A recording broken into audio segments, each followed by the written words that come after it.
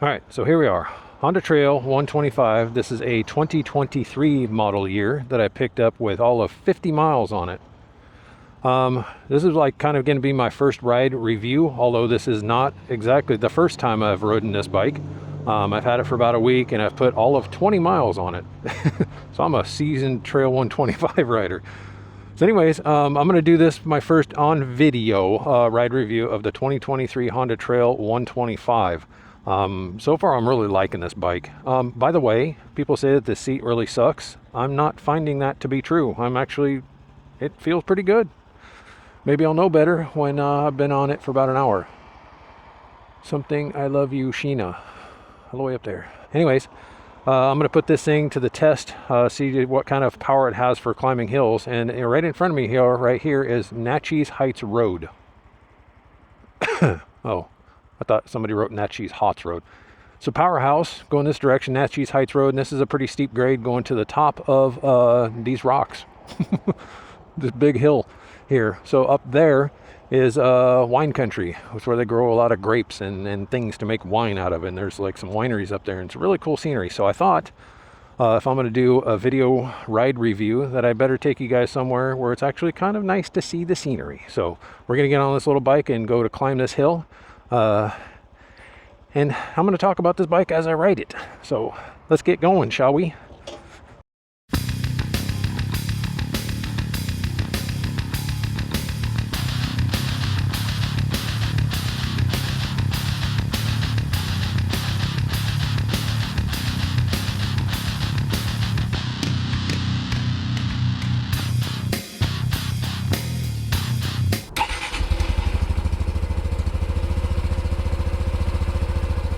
All right, so here we go. Now it's still a brand new bike, so I'm not gonna, flog it going up this hill. It says the speed limit's 30 miles an hour going up this hill. So let's just see if we can hold the speed limit. So we're at 30 miles an hour already, shifted into third gear, and I'm about not quite half throttle, but we're climbing it just fine at the speed limit. And if I give it some gas, we're gaining speed in third gear. We're up to 35, 36, 37. So it's got enough power to climb this rather steep grade. I imagine if you're gonna be going up a steep grade at something with the higher, speed limit, it's gonna struggle to keep up. But these are the type of roads that I bought this bike for, to ride around on back roads and things, and nothing with speed limits over 55 miles an hour. So we're about half throttle now, still holding at 33 miles per hour, and this bike is brand new. It has 73 miles on it, so it's not even broke in, but it's holding this hill climb pretty well. This is the hill that I kind of bring all my new bikes to, just to kind of test and see how they pull a hill when they're brand new.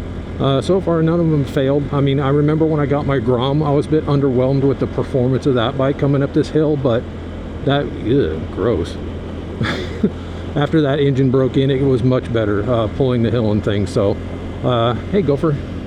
So we got a speed limit of 30 miles an hour, and we're holding 32, 33, and I could get it to go faster if I wanted to, give it more gas. But being a brand new engine, I'm not going to flog it.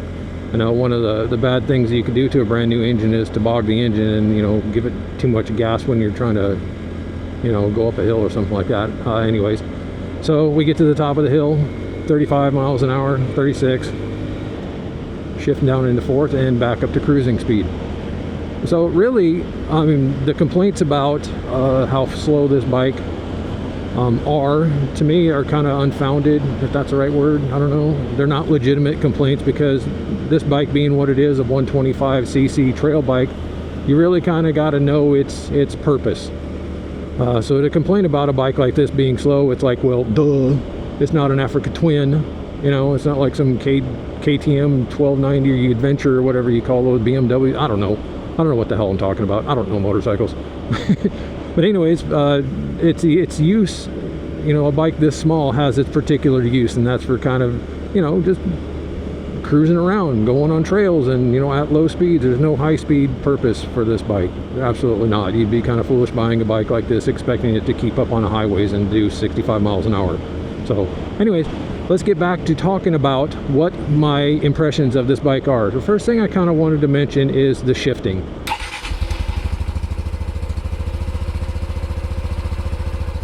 Now I'm getting used to it. This is only my second day actually out with this bike, and I'm getting used to the shifting because it's got a really weird shift pattern to it. It's a semi-automatic transmission. All the way down on your front shifter peg, all the way down is neutral. Now on a regular motorcycle, all the way down is first and then neutral, second, third, fourth as you come up. You gotta watch out for gophers. I'm gonna downshift to third. So all the way down is neutral, then you go click to first, to second, to third, to fourth, right? But what I didn't know about this bike was that it does have a clutch. It's built into the shift lever. So it's, as weird as that sounds for those of you who aren't familiar with these bikes, it's basically when you click it into gear, you can rev the engine. It's not actually engaged until you let off of that shift lever, and it engages the clutch. It's really weird. You're just gonna have to, I don't know, you're gonna have to ride one of these bikes and see for yourself what it's like. But back to the shifter, there's a shifter on the front, there's a shifter on the back. So when you want to shift up, you could use your heel to click it up into the next gear, and then you can use your toe to kind of click it down to the next gear. It's really weird. Just go out and buy one. Don't listen to me, what I'm saying. Just turn the video off right now, go buy one, and then go to ride it around.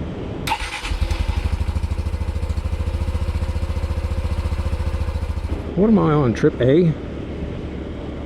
Anyways, so the foot pegs, they're kind of in a strange position on this bike. When I come to a stop and go to put my feet down, the foot pegs are exactly where I want to put my legs. So I have to kind of put them either in front of the peg or back behind the peg. They're kind of in the way when you come to a stop, kind of like how my Harley was when I come to a stop on that bike. But, you know, no big deal. Oh, that's a point.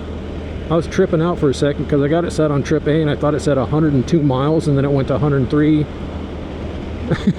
That's 10.4. Okay, it's not 102, you dumbass. Sorry guys, it's been a while since I rode. Anyways, back to the foot pegs. They're not bad, and I'm just gonna have to get used to where they're located so I can, you know, come to a stop and put my feet down comfortably. No big deal, I'll get used to it. You know, I bought this bike knowing that it had these weird kind of quirks, and it's different from other motorcycles, and that's fine. I'll get used to it. I'm sure you guys out there that either own these bikes or maybe own the Super Cub or something, you know exactly what I'm talking about when it comes to shifting gears and things on this bike. It's really, it's a different experience. And honestly, I could say from the bottom of my heart that this is nice, and it's cool to experience different things and have different motorcycles, and you know, get used to knowing them and get used to riding them and things. And honestly, this type of riding right here is what I really enjoy the most. I don't enjoy, you know, riding on highways or just getting out there and laying down the miles and hell yeah and all this. I don't care about that. You know, this is like the stuff that I like to do. I like to come out here and ride around and look at views and just cruise around slowly on back roads and things like that. This is where I'm at peace, and this is what I like doing, and I think this bike is going to be absolutely perfect for it.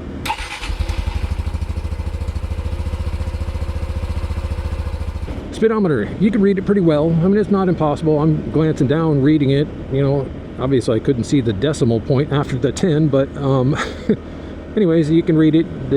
I'm out here in broad daylight with direct sunshine shining on, you know, behind me onto the gauge, and I could read it just fine. So mirrors are cool. They're in a good position. I won't have to put any extenders on them or anything, but I will probably get maybe some double take mirrors that would be more rugged for off-road riding and hitting branches and things.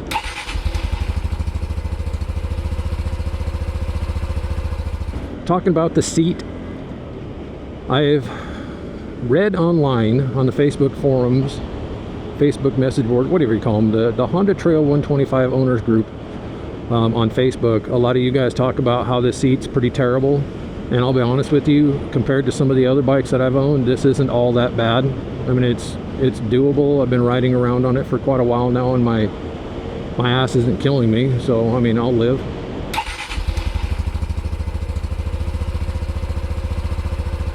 So what else do I want to think about this bike? The tires feel great. I haven't ridden it off-road yet, but they ride just fine. The suspension it's pretty plush, to be honest with you. I mean, I can't directly compare it to my monthly because it feels different because the tires are so much skinnier and they're taller, so it feels different. The Monkey has more of a cloud feeling to it. You're just kind of whooshing down the road, whereas this one it seems like I can feel every little bump and everything like that. The feedback is good, but it's not overly harsh, if I could say. Whoops, that was the horn. So the suspension feels pretty good for what it is. I mean, I know I could probably eventually turn the shocks up, because you can adjust the preload on the back shocks on this model year. I think it maybe was even starting this model year 2023, but all the newer ones you can adjust the shocks on the back. So I'll probably adjust the preload up to its stiffest setting, especially when I start getting things to put on the bike, like you know, luggage in the back, and start carrying extra weight and stuff. And you know, I weigh, I think the doctor weighed me last week, I think I weigh 216 pounds, so you know, I'm not exactly skinny.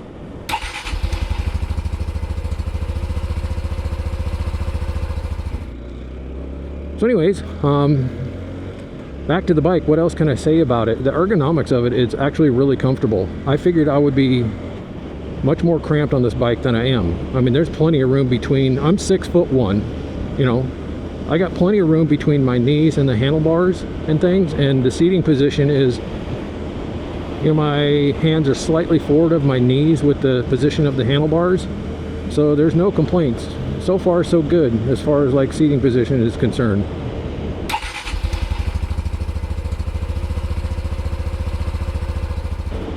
Brakes.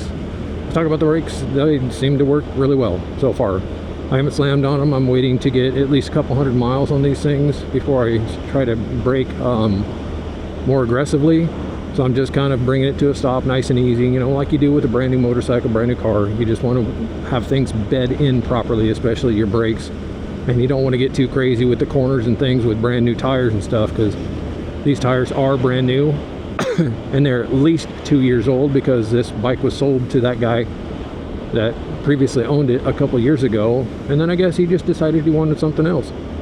He traded in on a Rebel 500, I believe, which I can completely understand that, because I had that CRF 300 for 2 years and I had 400 miles on it, and I just decided that I needed something else. So that's what I did, traded in on something else. That's what we do.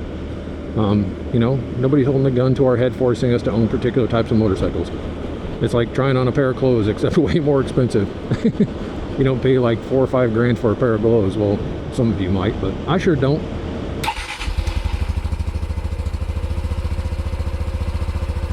Am I in fourth? Okay, so that's one thing I want to talk about that I really do wish that this bike had, was a gear indicator, because I'm constantly forgetting what gear I am in, because I'm always trying to remember how to ride this bike, the transmission. And since I'm just, you know, coming to a stop, it's like, well, did I shift into third, or am I in fourth, or what?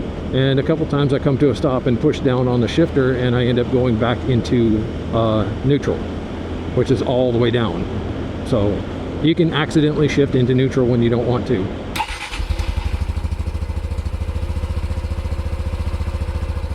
Well, let me just mention that I had made videos in the past talking about this bike. I don't know if one of my conversations with myself ended up in one of the videos, but I know I did make a video comparing this bike to my Honda Monkey, which I have. I didn't trade that in again. I'm gonna keep that bike. And I kind of convinced myself that the Monkey is probably better off for doing what I wanted it to do, but you know, screw it. I have this bike now, and I have the Monkey still, and we'll just see where this plays out.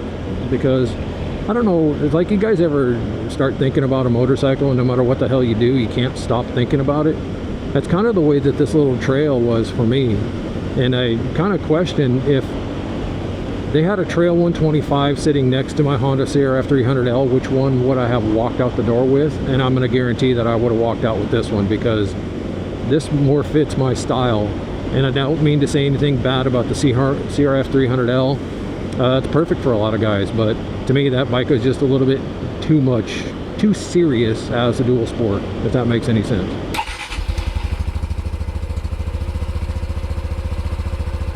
Oh, one thing I wanted to mention before I end the video is like how much air pressure is on your chest, and I think the reason why these things kind of suffer from not having all that good at top speed is because you get all the wind. And I mean all of it. Even on my Monkey, there was a little bit of wind deflection, but on this bike, there's absolutely zero. I can feel like full pressure wind on every inch of my arm and every inch of my chest, whereas like I don't have another bike that is like that. So I think the reason why these things kind of suffer on the top end is because of wind resistance. So I'm gonna get a windshield and put it on here and see if that helps out a little bit, you know, helps with the top speed and stuff. But you know, it is what it is. I'm out here cruising around at 40 miles an hour and enjoying myself. Thanks for stopping by and watching the video. Please remember to give me a thumbs up and subscribe if you're not already subscribed, and comment down below what are your impressions of this bike. I'd really like to read what you guys think about this and why you bought one, maybe even compared to other bikes and things. But thank you for stopping by and watching the video. I really do appreciate it. Everybody out there, ride safe, have a good day, and we will see you on the next video.